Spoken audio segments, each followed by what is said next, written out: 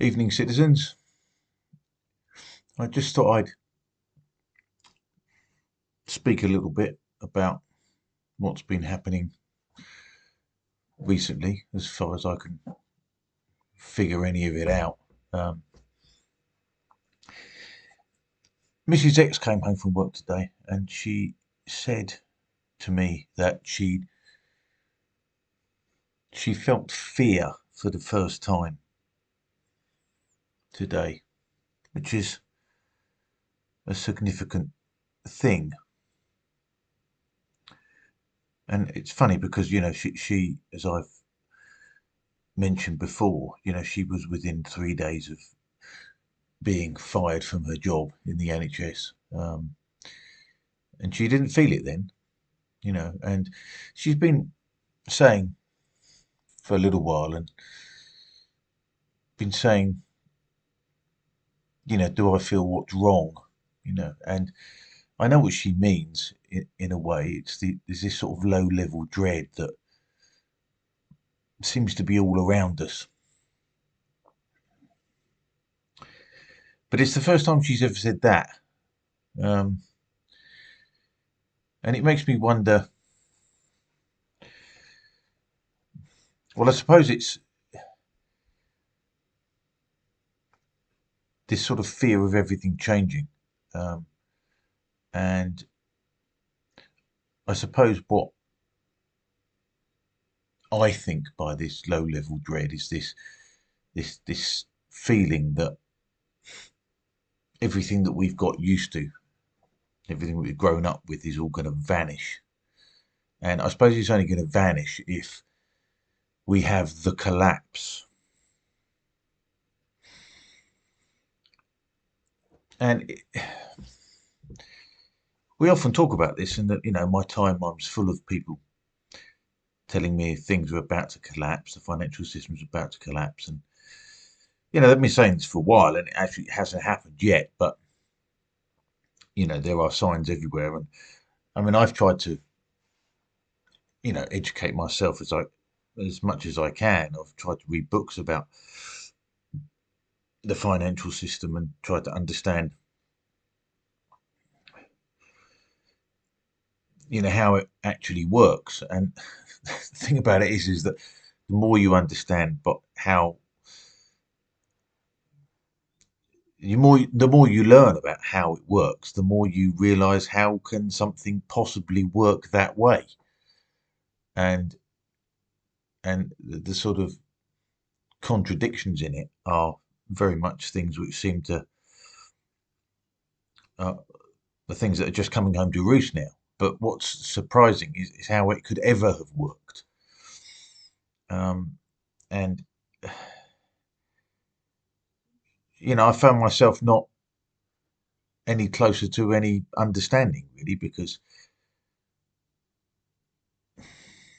yeah, I mean, it's down to things like coming off the gold standard and things like that, and how money's backed with stuff and how it isn't anymore. And it, you don't really, or at least I don't understand it anymore, really. And I'm trying to, like I say, educate myself and listen to people who understand these things. But so much of what they say seems like a bit of a, I was going to say a fantasy, but it's more of a fraud, really. Um, but nevertheless, this is the fraud that I've been living under you know, my entire life, pretty much my entire life, I would say. Um, but it made me wonder about how it would look if this collapse comes. How would it work? And I mean, I don't really know, and I'm just trying to imagine it. And I'm sort of imagining that, one day the cash points will stop working. Is that what's going to happen? So the cash points will stop working. And then if the cash points stop working, then people can't get any money, so they can't buy anything. And then they'll also stop being, if the cash points have stopped working and they're not dishing out any money, then people are not getting paid. And so if people aren't getting paid, well, then they won't go to work. And there's a lot of jobs out there, and society could do without being paid. It's like there's a lot of non-jobs and useless jobs out there. But if the person who's running the electricity company doesn't get paid and then he doesn't go to work, then the lights go out. So there'll be no electricity, and then there'll be no gas, and there'll be no, and then there'll be no petrol, so the petrol tanker drivers who are delivering petrol, if they're not going to get paid, they're not going to do that. So there'll be no petrol, there'll be no electricity, no gas, no petrol. Um, if even if you consider them to be at all useful, which I don't, but if the police don't get paid, then they won't go to work.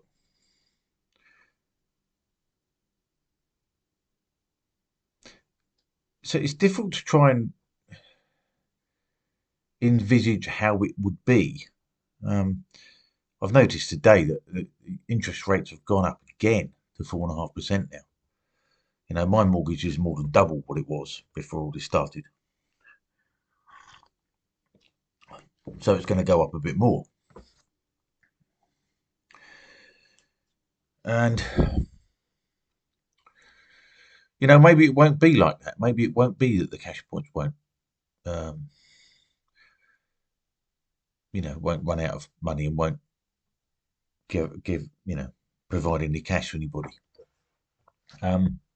Because if it was as bad as that, then what would happen is that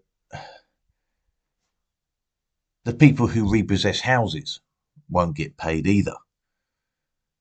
And so suddenly, if my mortgage is not getting paid, um, and in normal times, if you don't pay your mortgage, the bailiffs turn up with the mob handed with the police, and they kick you out of your house. But if the bailiffs aren't getting paid, then they won't do that either. So nobody's going to bother about whether or not I can pay my mortgage or not. And the same for millions of people across the country. So I suppose what I'm wondering is, I'm just sort of imagining is that's what is a sort of total collapse. And I suppose maybe what we've been witnessing over these last 3 years, as some people have said, some quite far-reaching, um, it's quite visionary people have been saying, is that the whole COVID thing was a controlled demolition of the economy. Controlled in that people like me and millions of others like me, people at the in the middle, at the bottom, and even in the bottom half of the top, will just lose everything. And the people at the very top are the ones who will just gain everything. I mean, I suppose that's what it. If the whole thing was a controlled demolition, I suppose that is what will happen. But in order for houses to be repossessed and for people to be kicked out on the street, there has to be some sort of enforcement of that. So perhaps the bailiffs always will get paid, and the police will always get paid, or they'll be paid up until the last moment, until their usefulness is no longer needed.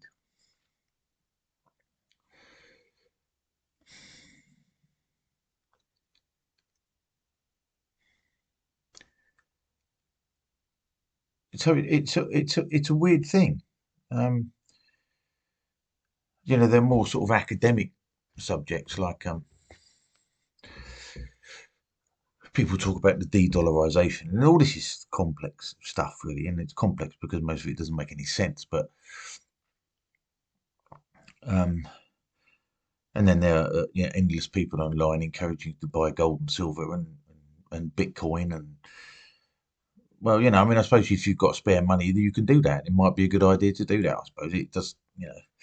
I mean, I was watching a video the other day, which was a sort of a long series, and it was called the Hidden Secrets of Money, and oh, it had been recommended to me, and I was watching it, and then I realised that within the advertisement bit of it is that one of their sponsors are gold and silver merchants to try and get people to buy gold and silver. So it's another thing, can you trust that? I don't know. I feel very much all at sea with what to do in a crisis like this.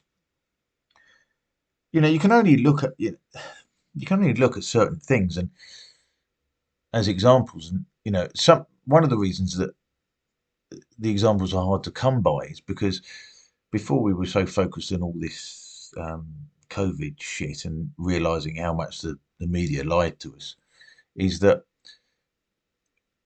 like, for instance, in Lebanon, they just nicked everybody's money. They just shut the banks. Just shut it. Fuck you. You're not having your money. That's it. And they burnt some of the banks down. They smashed all the windows and burnt them down, but they didn't get their money back. You know, and Lebanon still exists as a country, as a society, but they have that going on. And they had that enormous explosion in Beirut, which tore half the city to pieces.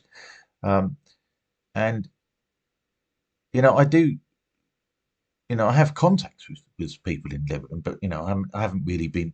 I've been focused on what's going on over here rather than over there. But this is the fickleness of the media. Is they're not interested in Lebanon now, not interested in telling us about Lebanon. You know, um, and so they've completely gone off that subject. And so I'm left wondering, well, when they just nicked everybody's money and said they couldn't have their money out of the bank, and they started burning all the banks down, then but what happened afterwards? Were people starving to death? I mean, I certainly, not this is a, not that this is any kind of uh, glimpse into reality. Obviously, the media being what they are, but you'd think there might have been some stories about thousands of people starving to death in Lebanon. Now, I haven't heard that. I guess I'm assuming it isn't happening, but it might be. You know, um,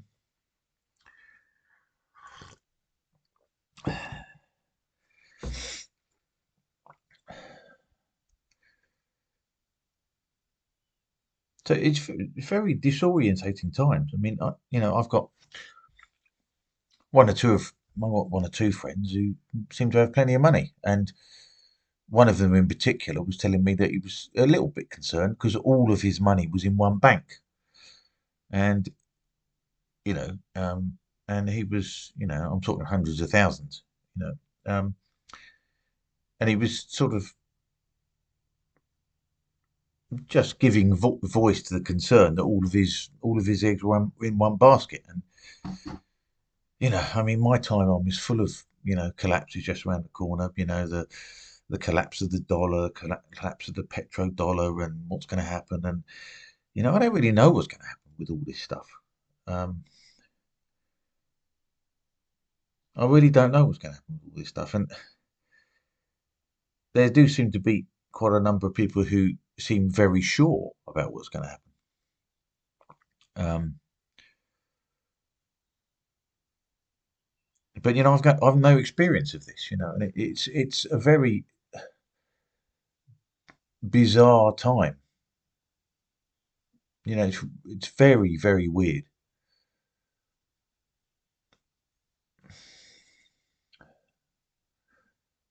And I've been feeling this low level dread for some time. Um,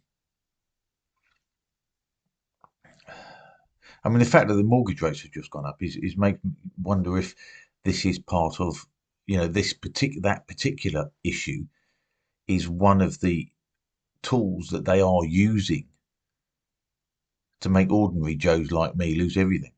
You know, um,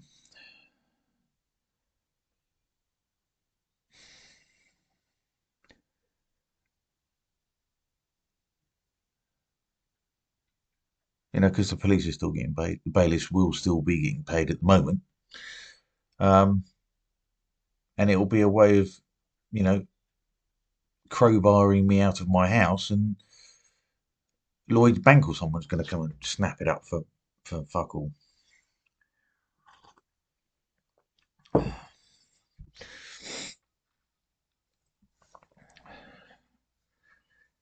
But I don't know. It's very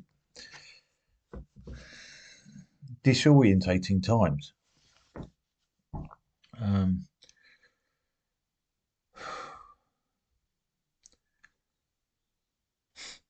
I wanted to try and do a live stream this evening, but couldn't make it work for some reason. I don't know how. And I was hoping to sort of have this discussion so that people could sort of give me ideas about what they think's happening. Um,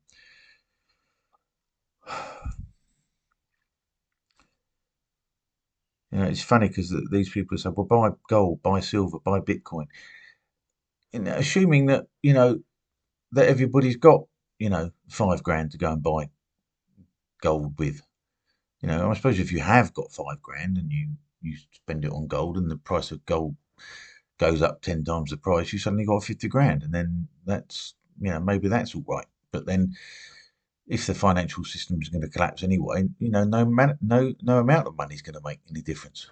And when everyone's starving to death, are they? You can't eat gold, can you?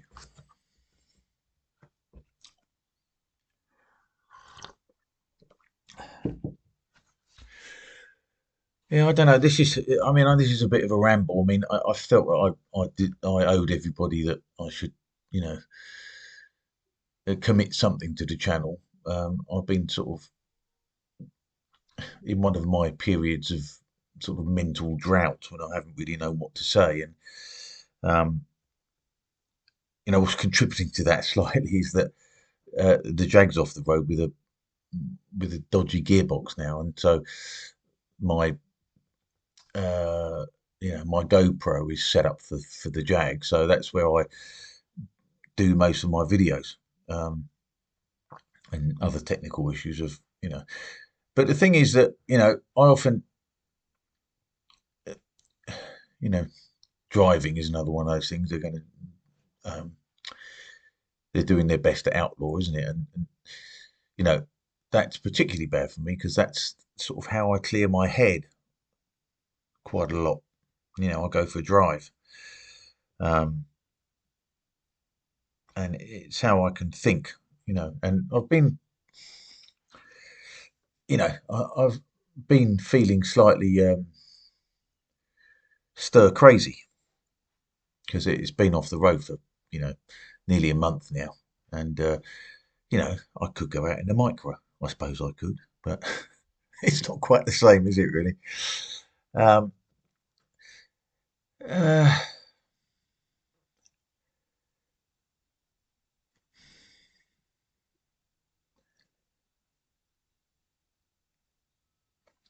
but that's part of it.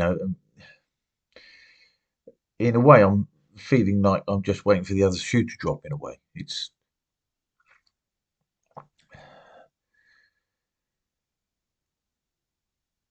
money's tight, so you don't feel like you can go out and spend loads of money. I mean, I still spend money on petrol, because that's just me. But I don't spend money on very much else. I don't go to the pub very often. I don't know how people can afford to go to the pub very often, frankly. You know, um, Certainly don't go out to dinner or anything like that. Um, but it's I don't know. It's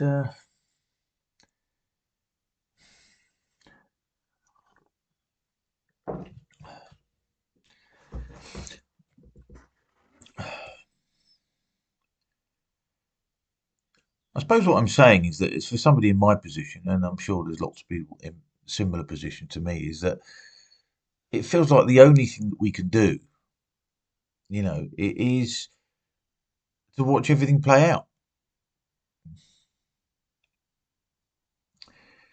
And in a way, I've been,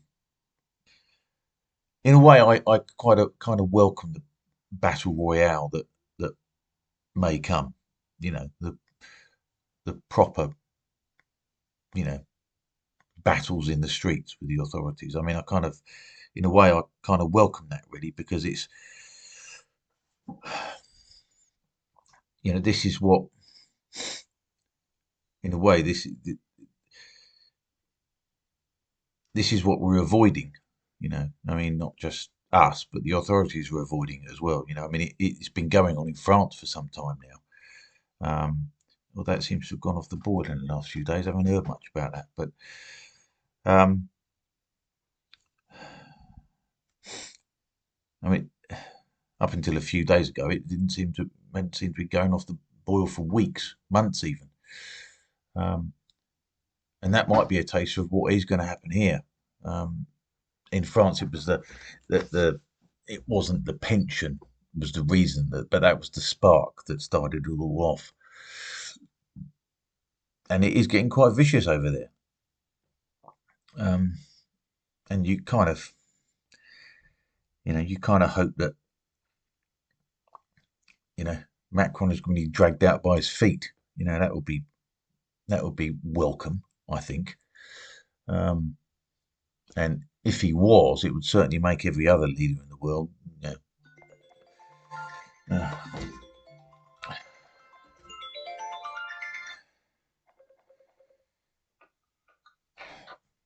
Hello, baby.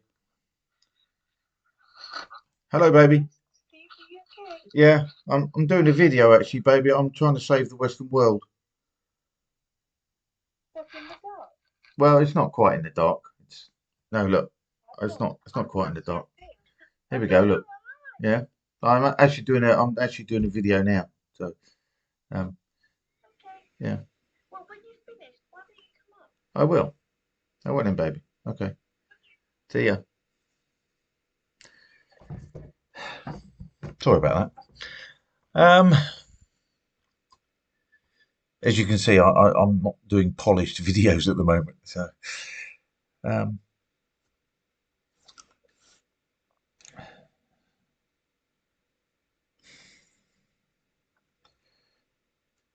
yeah, it does seem all that we can do is watch it play out. I mean, I'm in no position to,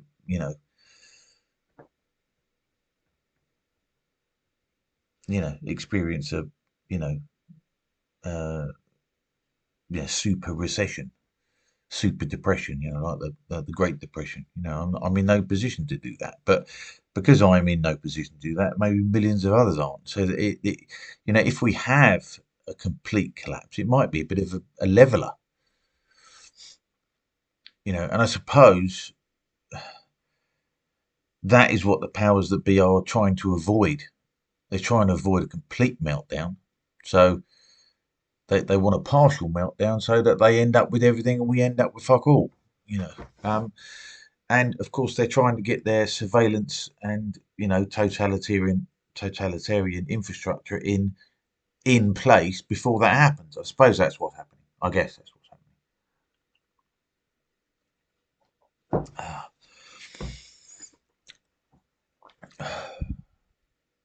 And I suppose our task as dissidents is to try and alert people to what's happening.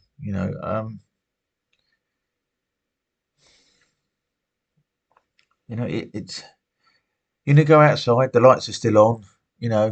There's people driving around, people going shopping, people going to work. There's still rush hours. Kids going to school. Everything is sort of normal. But I suppose if you wanted to get into a situation where, in order to um, make sure you came out on top, you would have to keep the masses in, distracted enough and uninformed enough that they didn't actually realise what was happening until it was too late. I mean, I suppose that was what you would do.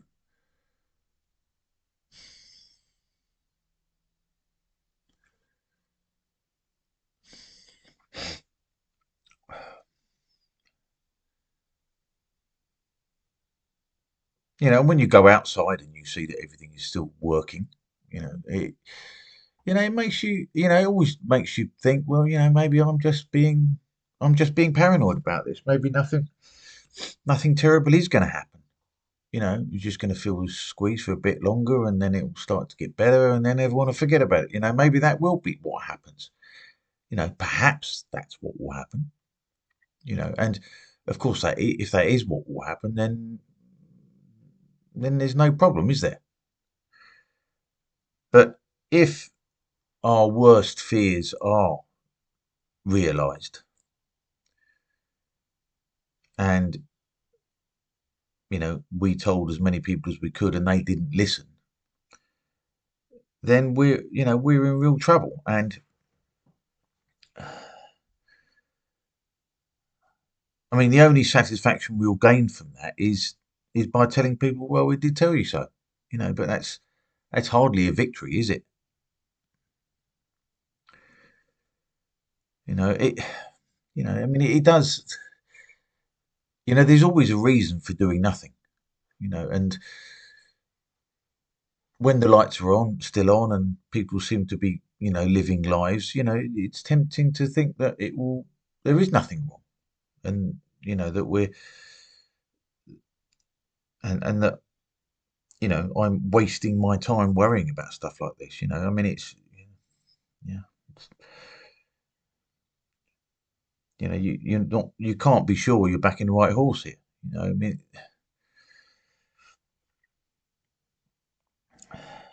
it's just that the implications of what we fear are so enormous that I don't think anybody with any decency can ignore them. If you believe what we believe, you have to act. There isn't any sense in believing what we believe and doing nothing. And I include people who are, as we might say, awake, who are the kind of the doomsayers. I mean, they just say, well, there's nothing we could do. They're all so powerful, and sure, they are powerful. But the thing is, they're not as powerful as we are if only we would realise our power. If only we would realise it.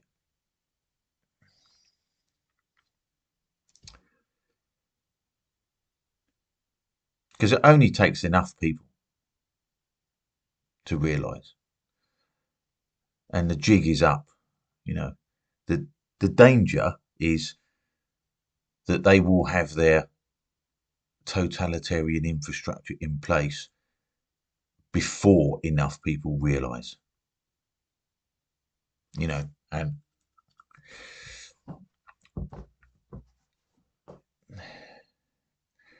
the online safety bill, which I mean I haven't read in detail, but obviously it's an attempt to stop people um, informing the normies of, as to what is happening. It's quite obvious what they're doing. And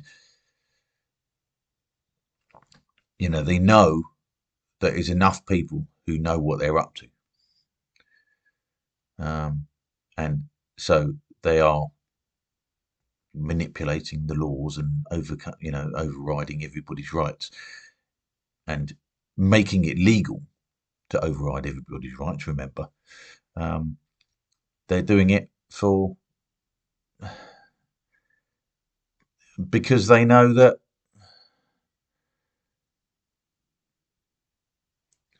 if enough people are informed about what's happening, then there's nothing they can do. You know, um,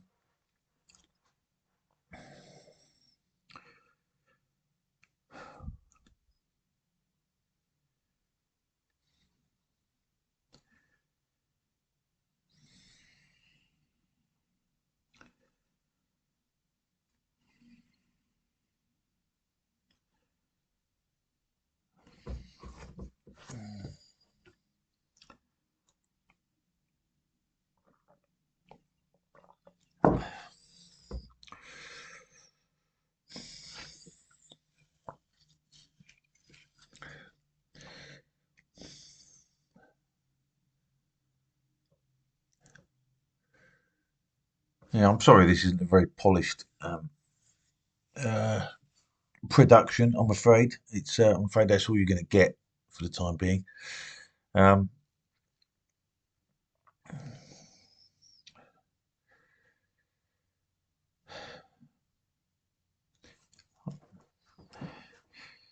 but there are reasons for optimism, and I speak as a pessimist when I say that as well. So, if I'm saying it, there must be something to it, because I do tend towards the glass is half empty um, school of thought.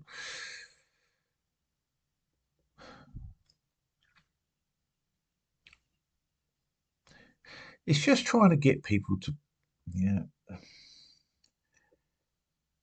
trying to get people to just acknowledge what is happening, and it seems that's really quite difficult. It's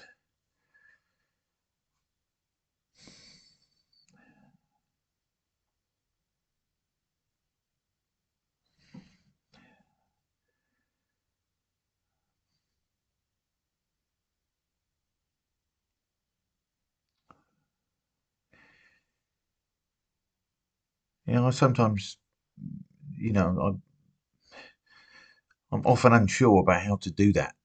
It's because it's so easy for people to switch off. Switch off. And I was listening to one of Richard Vobes' videos the other day, and it was kind of a sad thing actually. He was saying about how his son. He was just telling his son that he'd been booked to talk at a few places, and he was just sharing that sort of good news with his son. And his just son said, "Well, I don't want to hear about any of your stupid conspiracy theory bollocks." And I mean, that's just that's it's not. That must be difficult for him to handle. I mean, I felt sorry for him when I heard him say that, and it's not that dissimilar to um,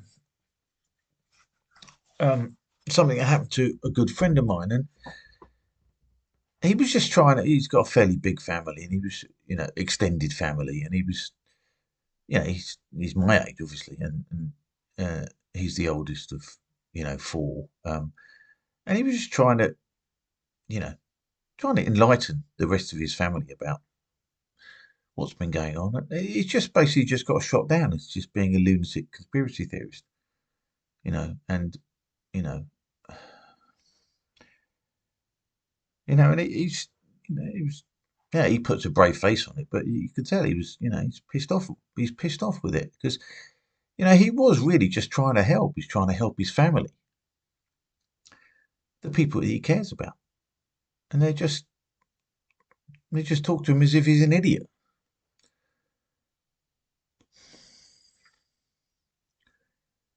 Why would you do that? You know, you, I mean, I've got a close friend of mine. He's forever going off on the deep end about um, all sorts of things, the iniquities of the world, he says, and he does rather take the troubles of the world upon his shoulders, and then he gets kind of upset when other people don't, you know, when other people don't share his fears and his little peccadillos. Um, and sometimes he can be painful. Sometimes he can, you just want him to shut up. Because he's not always. he doesn't always present it in the most intelligent way. He rants and you know, and so people just switch off. You know, um,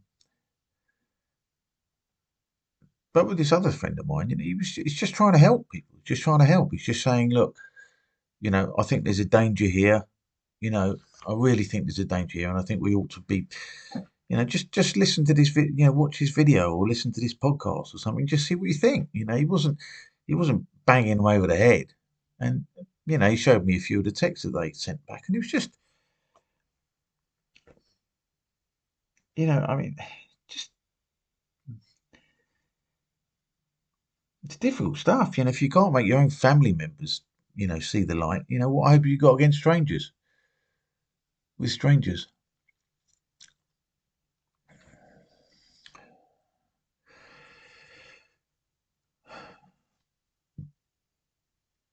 And it just shows how entrenched people's thinking is, and I mean, does it mean my thinking is entrenched? Yes, it is. It is. Um, but I doubt myself all the time. I doubt myself. Am I worrying about nothing? You know, and I think I might be. And then I just sort of think, well, I just think, taking the cashless society is a perfect example. You know, the most positive spin that you can put on it, the most positive spin you can put on it is, and this is just ignoring the only real advantage of a cashless society. It's one of convenience. Um, that's the only advantage, and of course that advantage is a lot more convenient to them than it is to even the most enthusiast, most enthusiastic promoter of it when it comes to us, the ordinary people. Um, but you just sort of think, well, if the most positive spin is that they might not freeze your bank account whenever they feel like it. That's as positive as it can get. That they might not, because there is, as we know from the Canadian truckers' experience, we know that they've already done it to some people that were too difficult, who wouldn't toe the line. They've already done it. And they didn't do it in some third world tin pot dictatorship. They did it in Canada. One of the freest countries in the world, one of the Commonwealth realms, the second largest Commonwealth realm after the UK. In Canada, the sort of and closest neighbour to the United States, a country with whom they have the world's longest undefended border.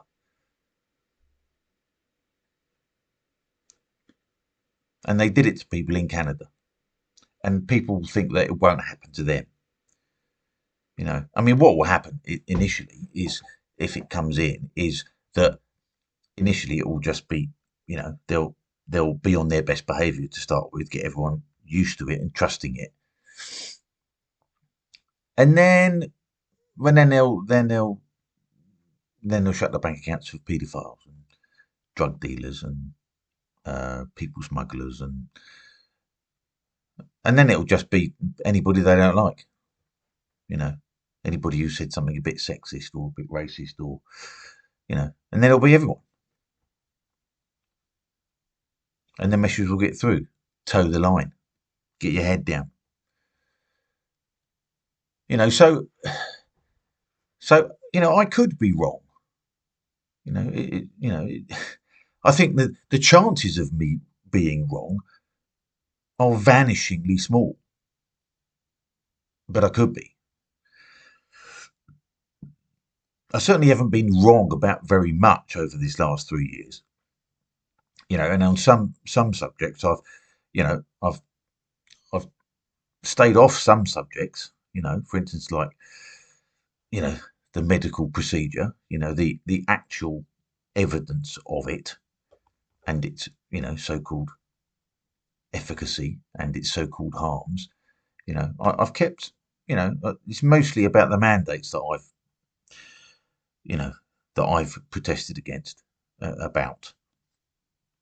Not the scientific stuff, because I don't know much about that stuff. The only thing I know is what I get secondhand from other people. But you know,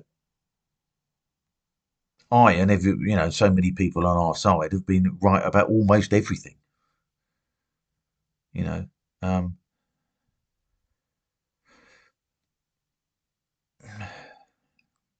and of course, as I always suspected, it's not like they.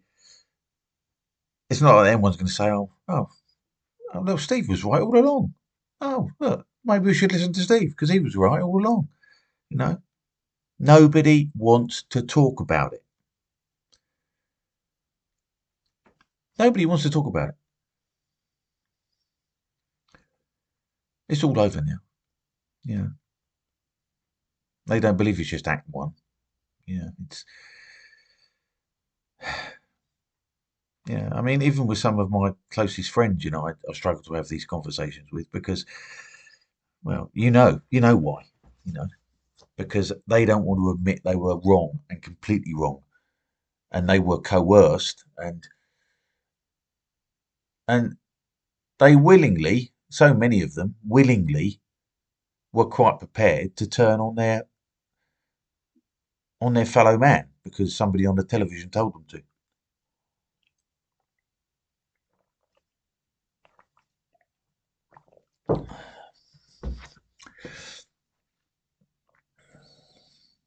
It's no wonder they don't want to talk about it.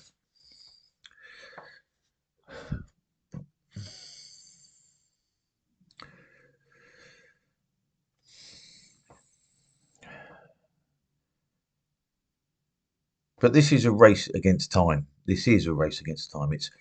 We have to get enough people aware of what's going on. Um, and we have to keep trying to enlighten people. We have to keep trying to change their minds. And you have to accept that you won't change people's mind in the moment. But, when I do my stall, I often hand out a leaflet to somebody and they sort of take it in this sort of bad tempered way and they take it and, just say, what's this fucking bullshit? And then 15 minutes later, you see him walking on the other side of the road. You see him walking down and reading the leaflet. And that's the great thing about leaflets is that people will read them, even if they don't agree with them.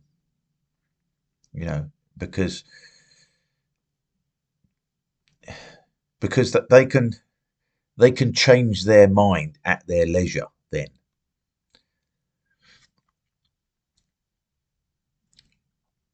without the pressure of being made to look as if they're wrong. And if they're just one of the people, one of the many people who have um, not spoken up, just kept their head down, those are the people that will say, "Well, I never agreed with it anyway. I always knew it was bullshit." Well, that's galling to us. That is galling to us. But that's one of the things we're just going to have to take on the chin. You know, um,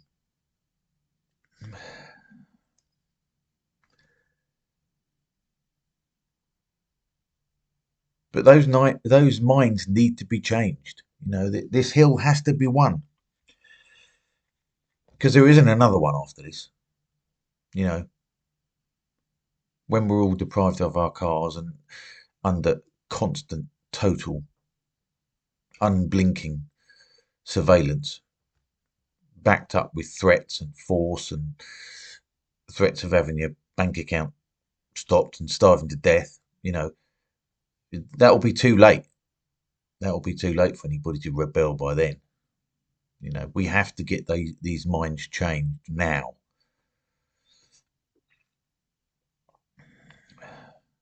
And what's been happening with the ULEZ cameras in London is particularly heartening. I mean, I've been waiting for people to do this for decades. To how can I put this? To really to assert their own dignity. Really, that's really what it is. And as I've said on numerous occasions, the idea that somebody that I don't know and to whom I have not given permission to know, knowing where I've been, is unacceptable to me.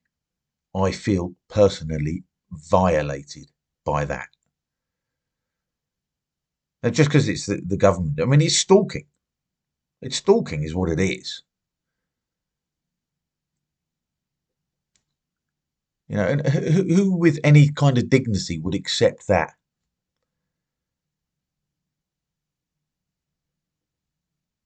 And so those guys that are cutting down the cameras and doing whatever they're doing,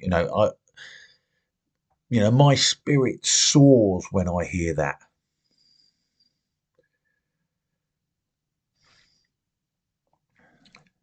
And it really is bloody 11:59 for people to do this now, and I would like them to have done it because of the principle of not being under somebody else's surveillance. I would like them to have done it. The fact that they're now doing it because they know it's going to fucking bankrupt them, it's going to cost them money. Well, I'll take it. I'll take it. It's not how I would have wished for my fellow countrymen to have behaved, but I'll take it. And I suppose in a way I can't. You can't always expect everybody to be paragons of virtue. I mean, God knows I'm not. But with certain things, I just wish they had. But the fact that it's taken the threat of this, the threat of financial penalties for doing what we were always allowed to do, um, and is our God-given right to do. Uh, you know, I mean, it's a good thing, and I think people are now rediscovering the principle. The financial impact is making them think in a more principled way. Maybe I'm just imagining that. I don't think so. I think that so much of this has been.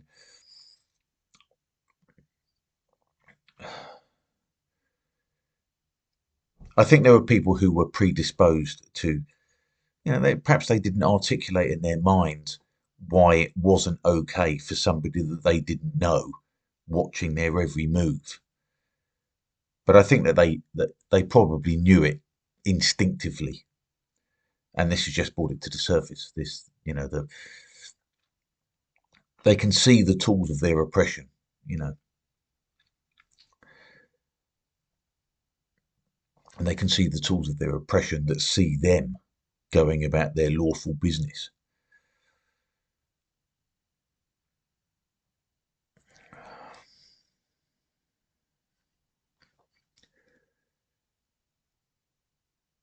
So we have to, we do have to keep pushing. We have to keep pushing. We don't have any alternative really. The only other alternative is you give up and accept your life as a slave, a prisoner.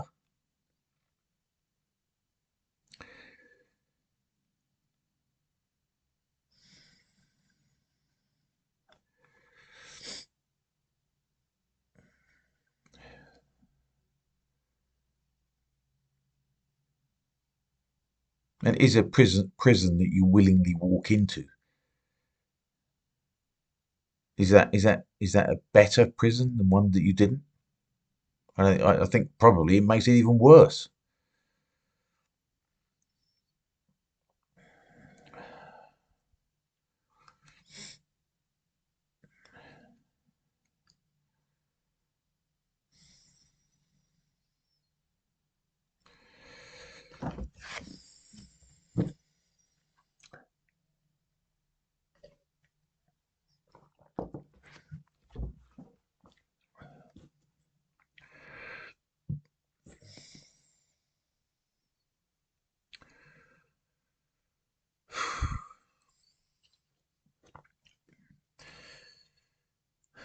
but it's difficult to keep your spirits up sometimes, and it kind of shook me a bit when Mrs. X said that, you know, she,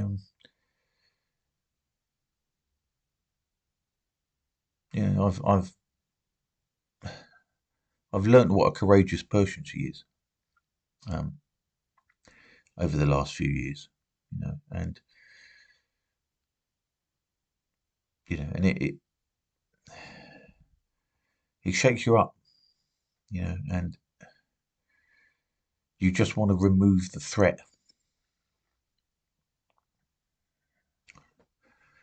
And we can remove it. We can. We just have to get enough people to realise what's actually going on. And like I say, realising what's going on, it's it's just it's making people understand that the the powers we're giving away, we're allowing people, the authorities to have. We really don't need to start thinking about. Imagine the authorities suddenly the person at the top of the authority, if it was in your local area or nationally or whatever, that person that was your worst enemy, and suddenly they've got all this power. They've got the power of life and death over you. They can just switch your bank account off and starve you to death. You know. Now, I'm not saying that everybody in government is like that. Most of them aren't. Most of them are just, they're just pen pushers, just functionaries, and they're just concerned with their own shit, just like the rest of us, you know. But there are people there who really do hate us, and they absolutely do despise us. And we don't realise how much. Um, and I think power is a thing as well. Is that just normal people like you and I? We don't we don't understand how much of a turn on real power is. You know, we don't. Because we're normal. We don't. We don't desire power, and we would most of us wouldn't know what to do with it if we got it. But you've only got to look at that little wanker Trudeau in Canada when he turned the screws and realised that he could starve those truckers out by switching off their bank accounts.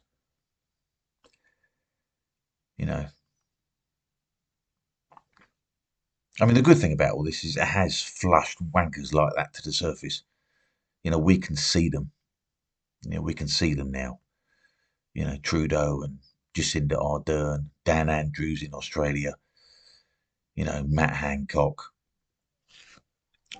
Oliver Tobias, um, or Tobias Elwood, whatever his name is, um, Penny Mordaunt.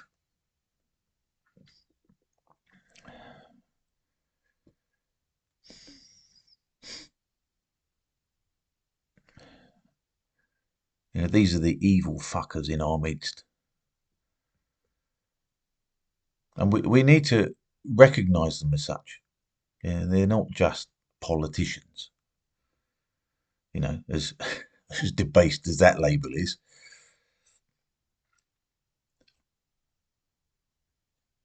These are people who just seek power over us and view us as nothing more than cattle.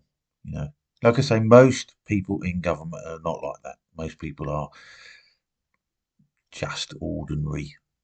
Maybe a bit cowardly and a bit amoral rather than immoral. Um, but those people will be the people who will have been, Auschwitz camp guards. I'm just doing my job. You know, so we don't want to give them too much of a pass. Um, but we do need to recognise who the real villains are. And they're not hard to spot now. You know, they're not hard to spot. They've shown themselves for who they are. The mask has slipped.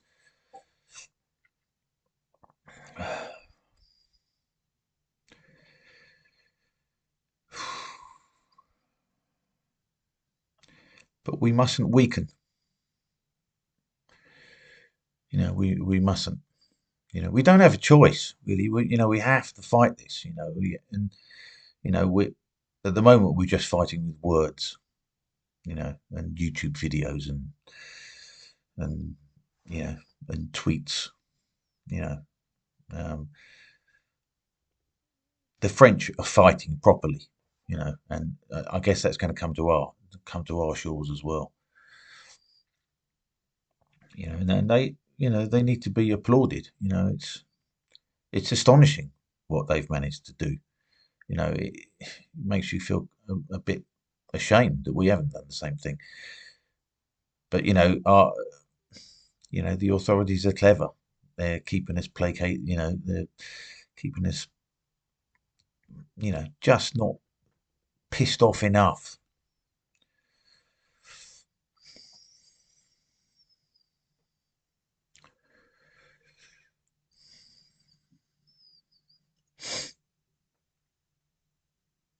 Yeah, that's the other thing about these wankers as well, is that they are clever. We mustn't underestimate them. But we mustn't overestimate them either. They are beatable, and they have weaknesses.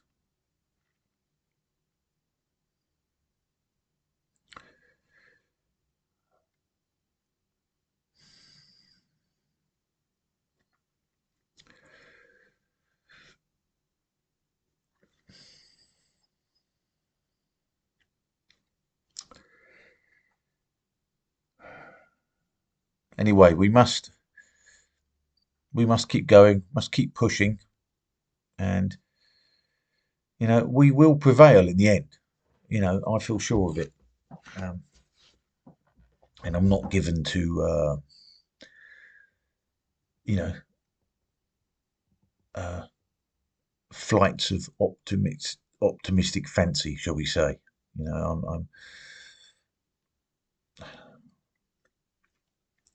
It's not really my bag. I could be a bit of a miserable git sometimes. You know, just ask Mrs. X. But um, these monsters are beatable. They really are.